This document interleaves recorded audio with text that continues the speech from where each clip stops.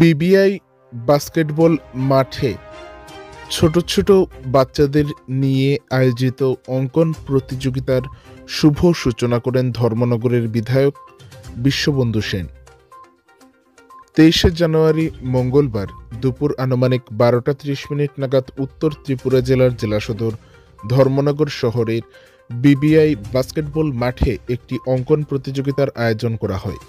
উল্লেখ্য, Tripura art society অনুমোদিত Akon বাকন art সেন্টারের 35তম বর্ষপূর্তি উপলক্ষে এই অঙ্কন প্রতিযোগিতার আয়োজন করা হয়, যেখানে এই প্রতিযোগিতার শুরুতে দেশনায়ক নেতাজি সুভাষ চন্দ্র বসুর প্রতিকৃতিতে মাল্যদানের মাধ্যমে এবং প্রদীপ প্রজ্বলনের মাধ্যমে অনুষ্ঠানের শুভ সূচনা করেন ধর্মনগরের বিধায়ক তথা রাজ্য বিধানসভার অধ্যক্ষ বিশ্ববন্ধু সেন।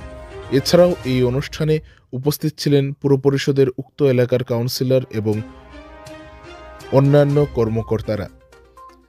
এই অঙ্কন প্রতিযোগিতায় প্রায় 1000-এরও অধিক ছাত্রছাত্রীরা অংশগ্রহণ করে।